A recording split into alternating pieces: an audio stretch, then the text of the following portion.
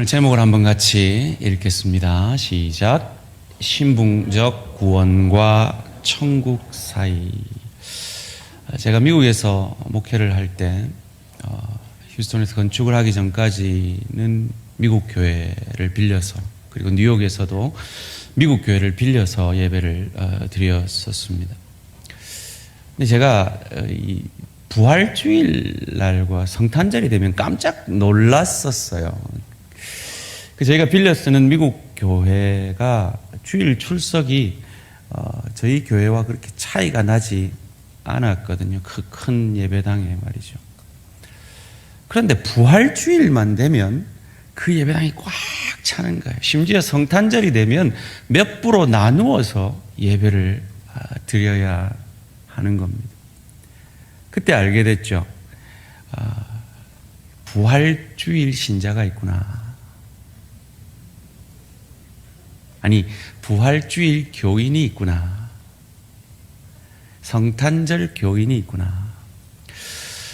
그런 분들을 보면서 제가 의문을 가졌습니다. 정말 거듭난 하나님의 사람이라면, 정말 예수를 주로 고백한, 그래서 더 이상 내가 내 주인이 아니라 주님이 내 주인이라고 고백하는 하나님의 소유된 백성이 1년에 이틀, 363일은 내가 주인이고 이틀만 하나님 앞에 예배할 수 있을까? 아니, 이틀이 뭡니까? 2시간만 하나님이 내 주인이고 나머지 모든 시간은 내가 내 주인으로 살 수 있을까? 의문이 들었습니다. 오늘 아침에 딱 일어났는데 오늘 부활주일이다, 이런 기쁜 마음과 함께 문득 제게 이런 질문이 제 마음속에 들었습니다. 여러분 알다시피 저희 아들이 만 15살인데 아직까지는 목사가 되려고 합니다.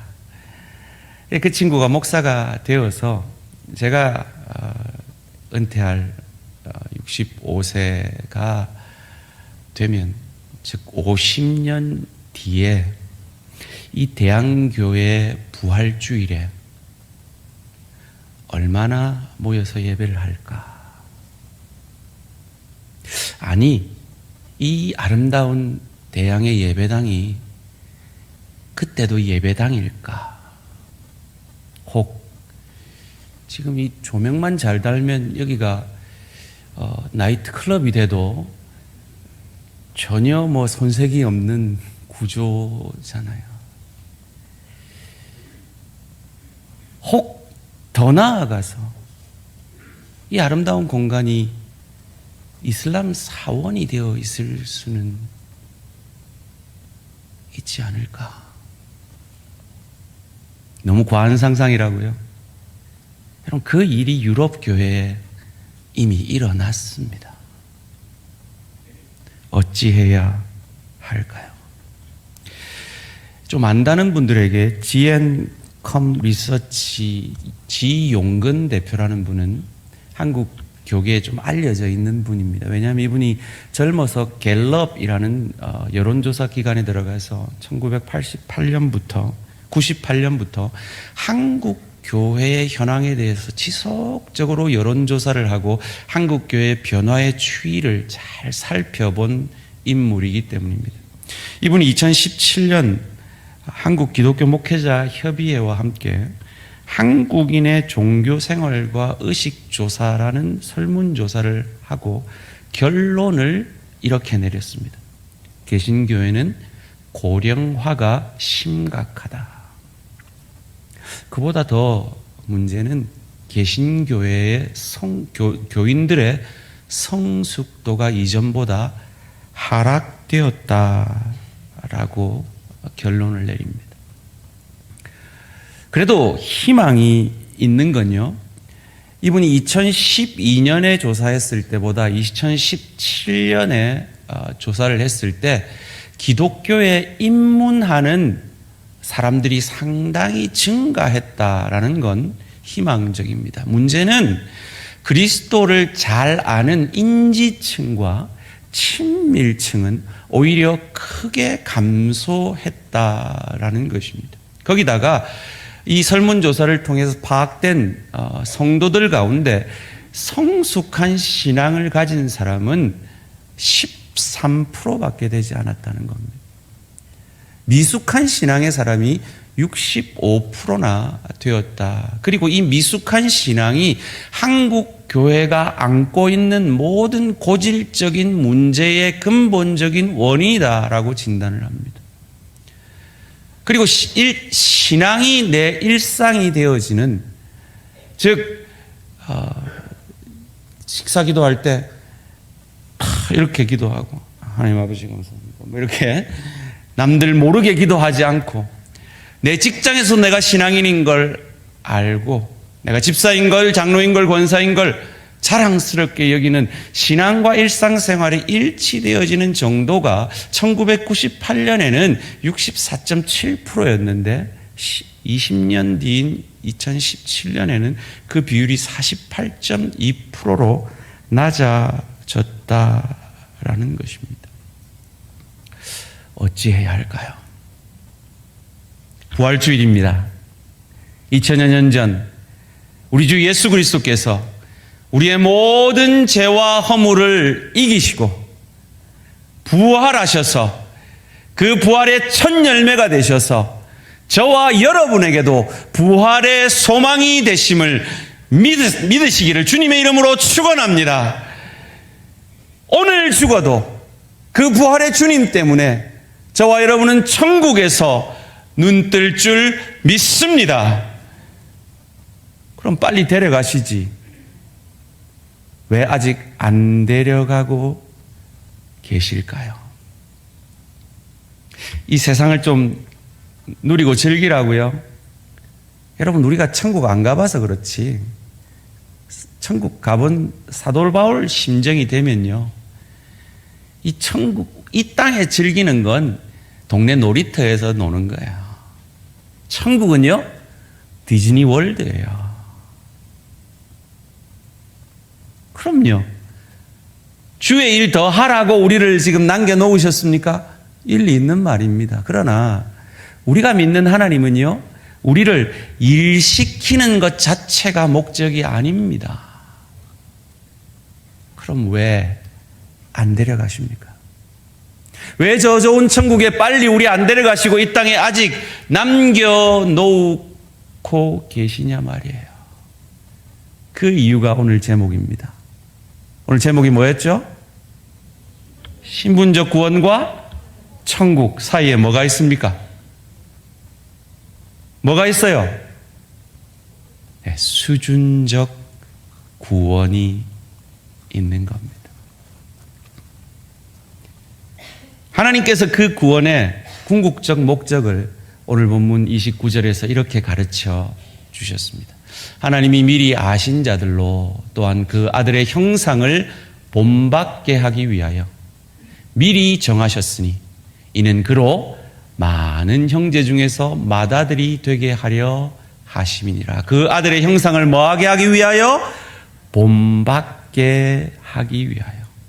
다른 말로 하면 수준적 구원을 이루기 위하여.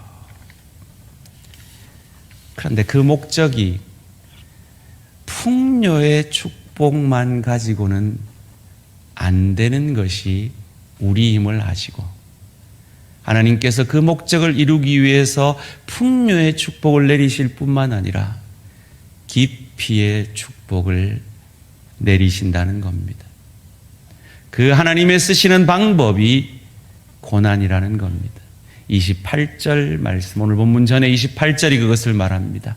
우리가 알거니와 하나님을 사랑하는 자, 곧 그 뜻대로 부르심을 입은 자들에게는 모든 것이 합력하여 선을 이루느니라.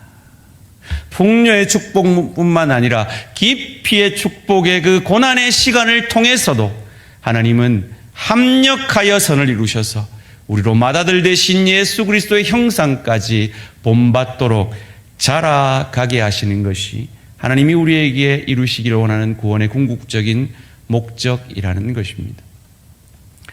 그것을 21세기에 C.S. 루이스라고 하는 별명이 있는, 제가 자주 인용하는 리디머 교회를 개척하셔서 이 전 세계 교인들에게 엄청난 영향력을 미치고 있는 팀 켈러 목사님이 쓰신 고통에 답하다라는 책을 소개해 드리기를 원합니다. 욥기 5장 7절 말씀에 사람은 고생을 위하여 났으니 불꽃이 위로 날아가는 것 같으니라 라고 우리의 인생을 설명해 주고 있습니다. 이 팀 켈러 목사님이 이 책에서 이렇게 말을 합니다. 인생의 고통과 아픔은 절대로 피할 수 없고 모든 인간이 겪어야 할 것이며 고난을 통해 더 좋아지든지 나빠지든지 하나님을 더 가까이 하든지 더 멀어지게 하든지 결코 고통받기 이전의 나인 상태로 두지 않는다라고 말합니다. 그렇다면 고통이 하나님을 더 가까이 하기 위해서는 어찌 해야 할까요? 기독교는 예수 잘 믿으면 무조건 풍요의 축복 받는다라고 가르치는 종교가 아닙니다. 예수를 아무리 잘 믿어도 고난이 있다라고 자기의 십자가를 지고 나를 따르라고 그 길은 좁고 협착하다고 성경은 우리에게 가르쳐 줍니다.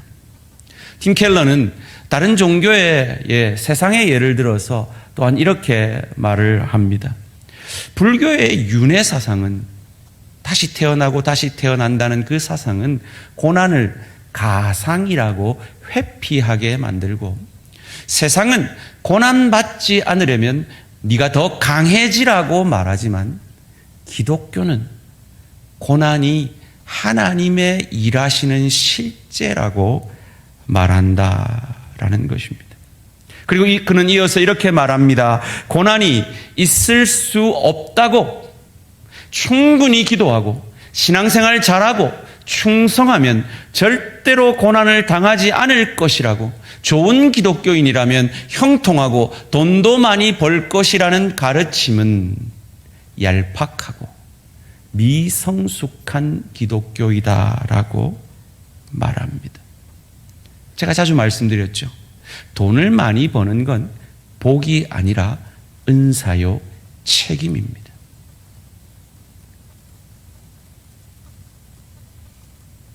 제가 참 존경하는 박영선 목사님은 한국 기독교인들이 하나님 앞에 기도하는 모습이 하나님, 나 풍요의 축복 주세요.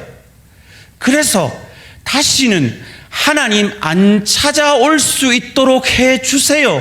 라고 기도하는 모습과 같다라고 한탄합니다. 참으로 일리 있는 말 같습니다. 뭐 문제 생겨야만 기도의 자리로 나아오는 우리의 모습을 볼 때 참 일리 있는 말씀 같습니다. 그렇다고 고난 자체가 성숙을 만드는 건 아닙니다. 이 고통에 답하다라는 이 책 87페이지에 팀 켈러는 우리에게 이렇게 말합니다. 고난이 자동으로 또는 일종의 보상 같은 형태로 이런 자유나 행복을 빚어내는 건 아니다. 고난 자체가 우리를 성숙한 그리스도인으로 만들어가는 건 아니라는 겁니다. 인류를 위한 그리스도의 고난과 사역, 그 십자가와 부활을 제대로 이해할 때만 고난은 성장을 낳는다. 루터는 그리스도가 대신 감당하신 고난이 가져다주는 유익을 남김없이 받아들이기 전까지는, 이 그리스도의 십자가와 부활 사건을 온전히 내 것으로 삼기 전까지는 그분과 함께 고난을 받을, 즉 고통 속에서 주님의 본을 따라 참고 사랑함으로 그 그리스도를 닮아가는 그 일은 우리에게 불가능하다라고 단언한다. 하나님의 사랑을 확신하지 못할 때, 고난이 우리를 얼마나 심하게 헤집어 놓는지 루터는 경험해서 알고 있었다. 그는 하나님을 따르기 위해서 그 고난 가운데로 깊이 나아갔습니다. 그러나 그것은 실패하였죠. 자기 스스로의 노력으로는 실패하였습니다. 어려움을 견뎌내면 하나님의 은혜를 입을 수 있다는 중세교회의 가르침은 하나님의 은혜와 사랑, 십자가와 부활을 제대로 이해하지 못하고 견뎌내는 그 고난은 아무 유익이 없었다라는 것입니다. 계속해서 말합니다. 그런 식으로는 자기 스스로의 노력으로는 아무리 애를 써도 양심이 편해지지 않았다. 온전한 순종과 순결의 마음으로 그가 고난을 겪고 있는지 가늠할 수도 없었다. 루터는 고난에 대해서 제대로 맞서면 꺼리낌 없는 양심, 즉 율법 앞에 내가 죄인인 것을, 내가 내 스스로는 그 어떤 의도 만들어낼 수 없다는 것을 철저한 자기의 고백, 화로다 나여 망하게 되었도다라는 그 고백이 으뜸이 되는 전제를 삼아야 한다고 생각했다. 그리스도와 화평하기 위해 내 인내, 내 노력을 동원해서는 안 된다. 시련을 참고 견디려면 이미 그리스도와 화평한 상태여야 한다. 이것을 저희는 지난 금요일에 유월절 어린 양의 기적이라는 제목으로 생각하지 않았습니다. 유월절 어린 양의 피 외에는 그들이 아무것도 한 것이 없습니다. 그들의 집안 안에 있는 그들의 상태는 아무 상관이 없었습니다. 오직 죄 없는 유월절 어린 양의 피만이 그들을 구원할 수 있었습니다.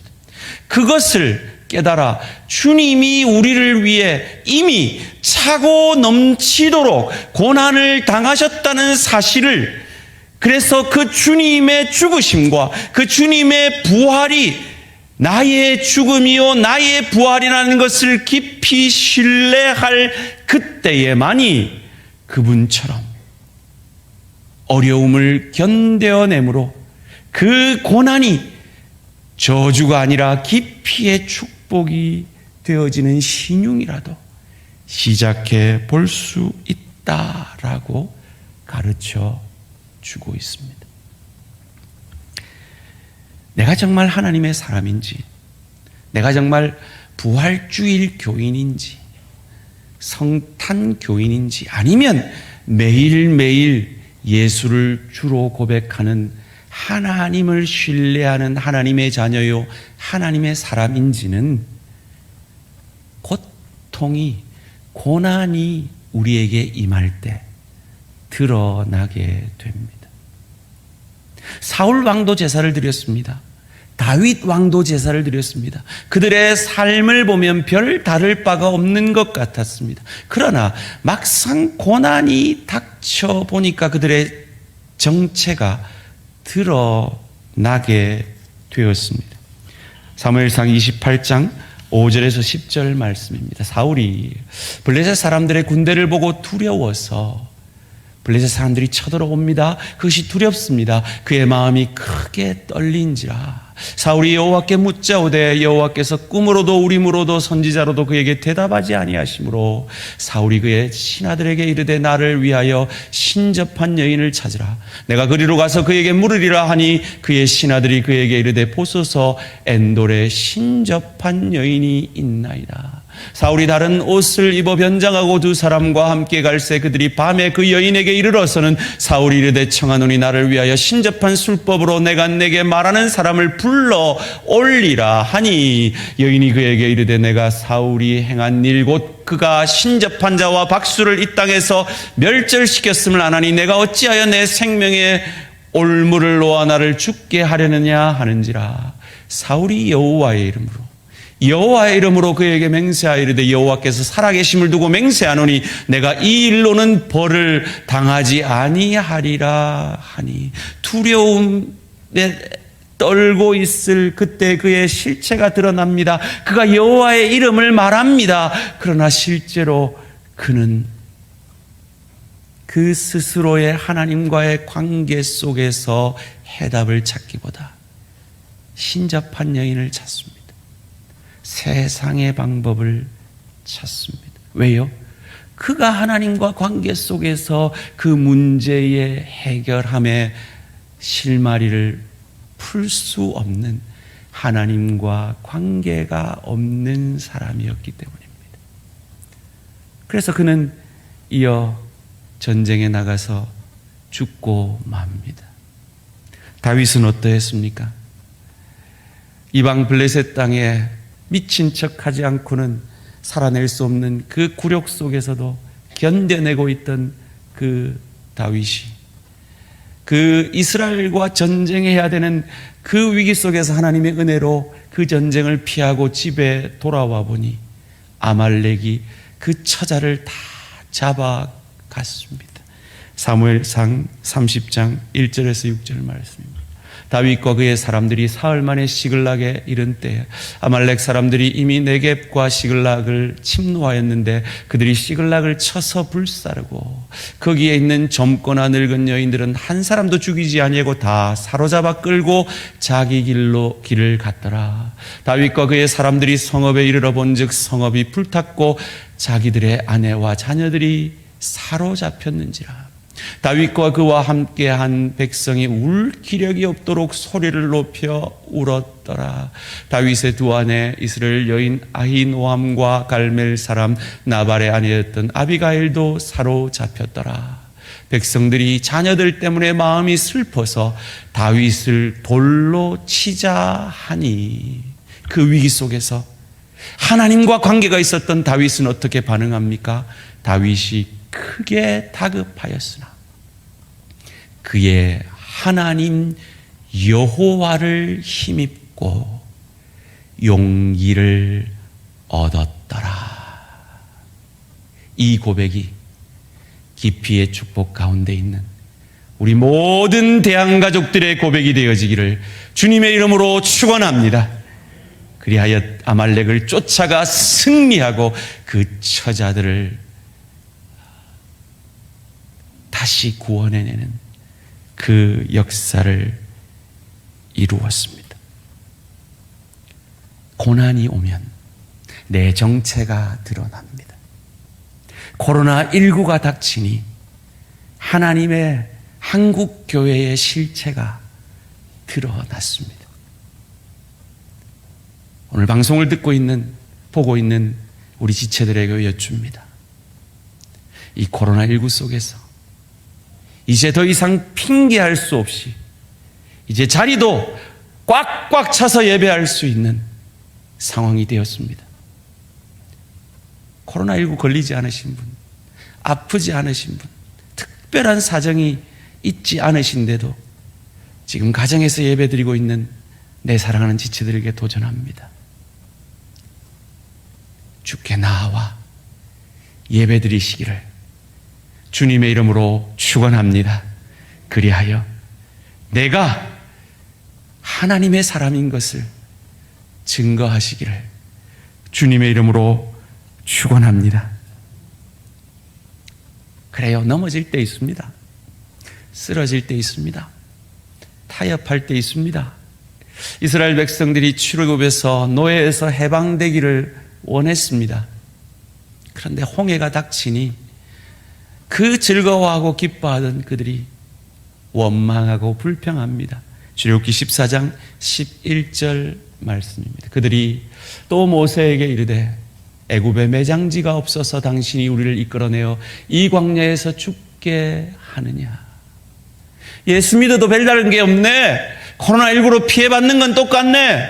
아무리 기도해도 내 기도 응답 없네. 이 깊이의 축복 해결 안 해주시네. 죽게 하느냐. 어찌하여 당신이 우리를 애굽에서 이끌어내어 우리에게 이같이 하느냐. 불평할 수 있습니다. 원망할 수 있습니다. 넘어질 수 있습니다. 쓰러질 수 있습니다. 이때 모세가 그 유명한 믿음의 고백을 하죠. 출애굽기 14장 13절 말씀, 그 믿음의 고백을 따라 함께 고백합니다. 시작. 모세가 백성에게 이르되 너희는 두려워하지 말고 가만히 서서 여호와께서 오늘 너희를 위하여 행하시는 구원을 보라. 너희가 오늘 본 애굽 사람을 영원히 다시 보지 아니하리라. 아멘. 그 하나님의 사람들도 목이 마르면 불평했고, 먹을 것이 없으면 불평했고, 더우면 불평했고, 추우면 불평했습니다.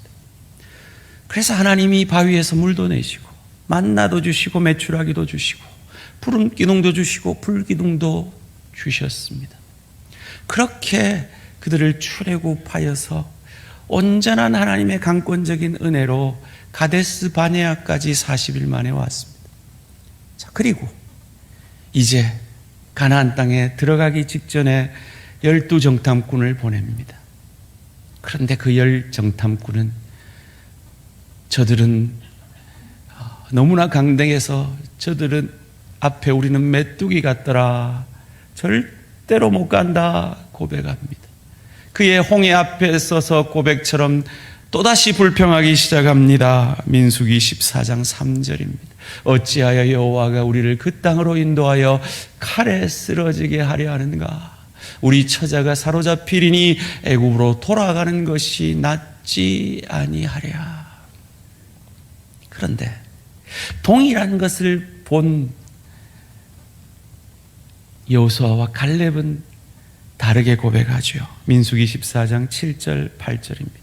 이스라엘 자손의 온 회중에게 말하여 이르되 우리가 두루 다니며 정탐한 땅은 심히 아름다운 땅이라. 여호와께서 우리를 기뻐하시면 우리를 그 땅으로 인도하여 드리시고 그 땅을 우리에게 주시리라. 이는 과연 젖과 꿀이 흐르는 땅이니라.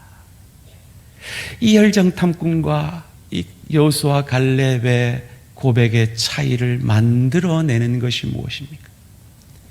하나님과 깊은 관계와 교제 속에 하나님을 신뢰하느냐, 이 땅에 보이는 것만 보고 사느냐, 이 차이인 것입니다. 그리고 그들의 존재됨이 이 위기 앞에 드러나게 됩니다. 이로 인해 하나님이 이 출애굽 1세대들을 40년 동안 광야에서 뺑뺑이 돌리고 다 죽게 하죠. 여호수아 갈렙 외에는 말이죠. 참 재미난 것은요, 하나님이 애굽에서 출애굽하는 그 사건 속에서는 이스라엘 백성들이 아무리 원망하고 불평하고 짜증내도 그냥 다 받아주시고 강권적으로 출애굽하게 하셨습니다. 그런데 그 동일하신 하나님이 가데스 바네아에서 가나안 땅에 들어가기 직전에 그들의 불평과 원망에는 노하십니다. 반응하십니다. 왜였을까요?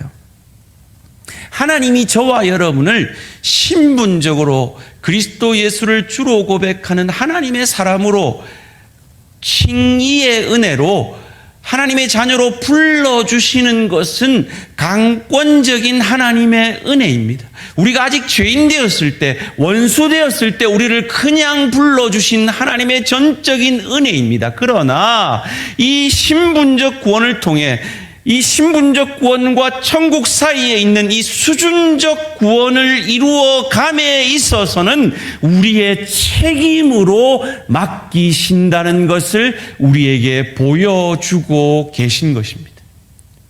소원합니다. 이 천국과 이 신분적 구원과 천국 사이에 있는 이 수준적 구원의 책임을 잘 감당하시는 저와 우리 모든 성도님들 되시기를 주님의 이름으로 축원합니다. 그런데 정직히 고백할 때 저와 여러분은 열정탐꾼과 같습니까? 여호수아 갈렙 같습니까? 사울 왕 같습니까? 다윗 왕 같습니까? 여러분은 몰라도 저는 사울 왕 같고 저는 열정탐꾼 같습니다. 어찌해야 할까요? 팀 켈러는 이 책의 결론을 이렇게 맺고 있습니다.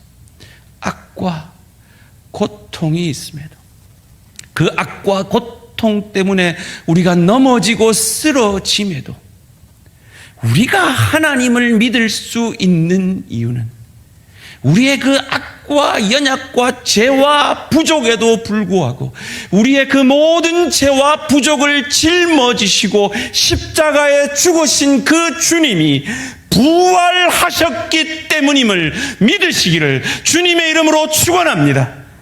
그래요, 우리는 사울 같습니다. 우리는 열정탐꾼 같습니다. 늘 넘어집니다. 늘 쓰러집니다. 그러나 늘 넘어지고 쓰러지는 우리 안에 부활의 주님이 계십니다. 그 부활의 주님의 은혜를 바라볼 때 우리가 어찌 부활주일만 예배드리는 부활주일 교인이 될 수 있으며 성탄 교인이 되어질 수 있겠습니까? 그 주님이 나를 핏값으로 사셔서 더 이상 내 인생의 주인이 내가 아니라 주님이 내 인생의 주인이 되신다면 어찌 주님이 부활하심으로 그 놀라운 구원의 역사를 이루신 이 주일날 하나님 앞에 예배드린 것을 외면할 수 있겠습니까? 나 같은 죄인을 살리신 그 주님의 은혜에 감사하여 이제 코로나19를 핑계대지 아니하고 예배의 자리로, 주일 예배의 자리로 이 부활의 날에 주님의 그 십자가의 부활을 날마다 매주 감사하게 되는 저와 우리 모든 성도님들 되시기를 주님의 이름으로 축원합니다. 그 은혜가 너무나 놀랍고 감사하여서 주일만이 아니라 수요일도 예배 나와서 은혜 받고 싶고 금요일도 나와서 기도하고 싶고 새벽 제단을 깨워 하나님 앞에 더 귀한 하나님의 사람으로 맏아들 되신 예수 그리스도를 닮아가기 원하여 이 수준적 구원을 이루어 가기를 소원하는 저와 우리 모든 성도님들 되시기를 주님의 이름으로 축원합니다. 이 지용은 대표가 한국교회 이대로는 미래가 없다 라고 말합니다. 그도 그럴 것이 새벽 제단을 깨우는 90%의 우리 대한 가족이 60대 이상입니다. 수요 기도회, 금요 기도회 50% 이상이 60대 이상입니다. 이대로는 이전이 나이클럽이 되어도 이전이 이슬람 사원이 되어도 이상할 게 없습니다. 이제 그분들은 10년, 20년, 30년 뒤에 다 이곳에 없습니다. 어찌해야 할까요?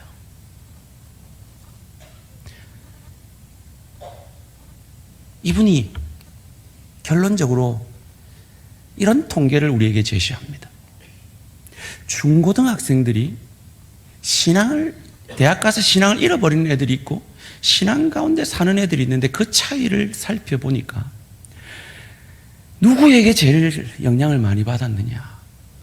어머니가 부활신앙으로 사는 그 하나님의 자녀들은 믿음을 잃지 않더라는 거죠.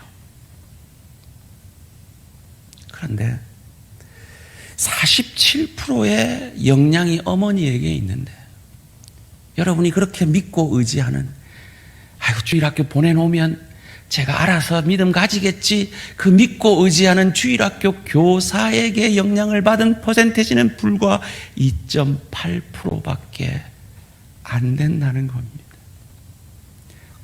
그래서 이지용 대표가 우리에게 결론 내리는 건 앞으로 한국교회의 미래가 있기 위해서는 목회 전략이 바뀌어야 된다는 거예요.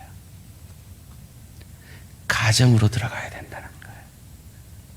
특별히 대한교회 30대에서 50대 성도들이 지금 새벽을 깨우고 금요기도회, 수요기도회를 깨우며 이 교회를 위해 헌신, 봉사, 충성했던 우리의 믿음의 선진들과 같이 성숙한 신앙으로 자라가지 못하면 대항의 미래는 없습니다.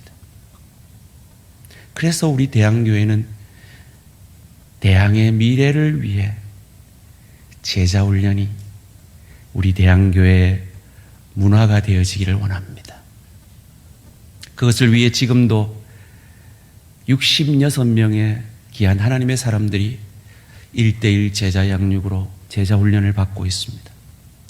곧 우리 청년들과 함께 제4기 대양 가족의 삶을 개설할 것입니다. 올 7월에는 주일학교 행사를 할 그때 우리 젊은 부부들을 중심으로 해서 피플 퍼즐 세미나를 통해 서로를 더 깊이 알아가고 이해하려 합니다.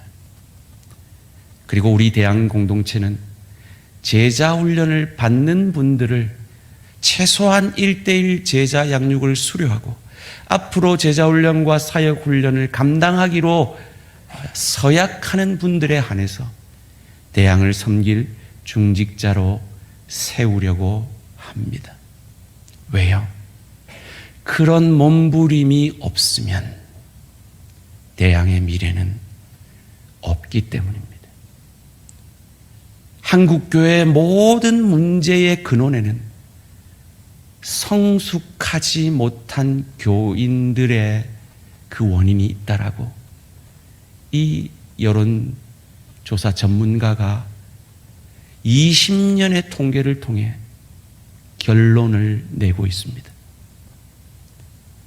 우리 젊은 부모님들, 지금 유치부부터 우리 초등부가 제자 훈련을 하고 있습니다. 애들도 하는데 우리가 외면해서는 안 될 것입니다. 아이고 목사님 바빠 죽겠습니다. 먹고 사는 게 포도청입니다. 압니다. 30대에서 50대 가장 활발하게 사회생활을 하고 돈 벌어야 하는, 견뎌내야 하는 그 현실을 저도 알고 있습니다.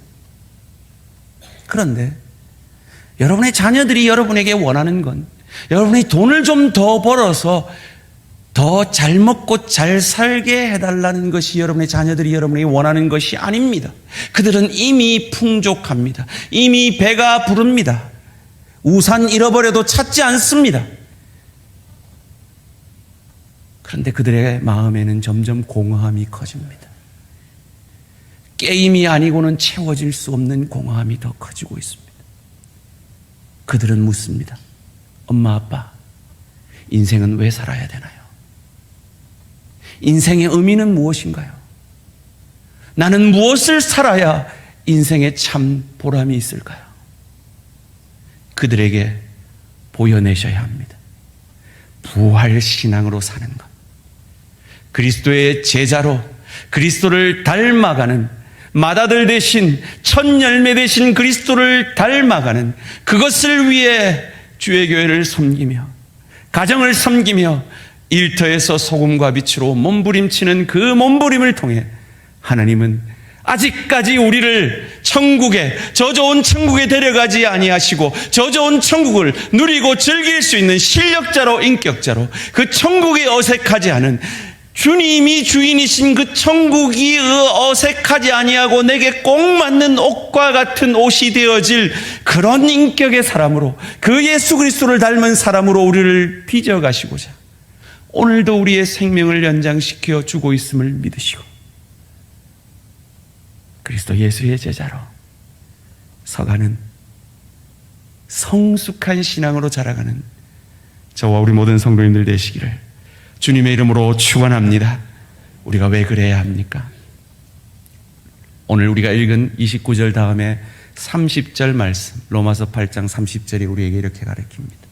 또 미리 정하신 그들을 또한 부르시고, 칭의죠. 부르신 그들을 또한 의롭다 하시고, 성화입니다. 의롭다 하신 그들을 또한 영화롭게 하실 것이니라가 아니라 완료형 하셨느니라. 하나님이 우리를 신분적으로 구원하셨다면 그 신분적 구원을 이룬 사람은 결코 부활교인으로, 부활주일 교인으로, 성탄 교인으로, 주일 성수만 하는 그런 교인으로, 11조만 하는 그런 교인이 아니라 그 수준을 넘어서 예수 그리스도 형상까지 자라가고, 맏아들 되신 예수 그리스도, 첫 열매 되신 예수 그리스도의 형상까지 자라가서 다음 세대에게 부활신앙이 무엇인지를 보여내는, 그리하여서 다음 세대가 아, 저것이구나, 저것이 내가 살아야 할 인생이구나 봄으로 우리 대한교회는 50년이 지난 부활주일에 이전이 10% 예배드리는 그런 부활주일, 그 부활의 주님을 찬양하는 우리 대한공동체가 되어지기를 주님의 이름으로 축원합니다. 누가 이루실 것입니까? 모세가 고백한 대로 너희는 두려워하지 말고 가만히 있어. 여호와께서 오늘 너희를 위하여 행하시는 구원을 보라. 그 구원을 보게 되는 우리 대한공동체 될 줄 믿습니다. 찬양으로 결단하겠습니다.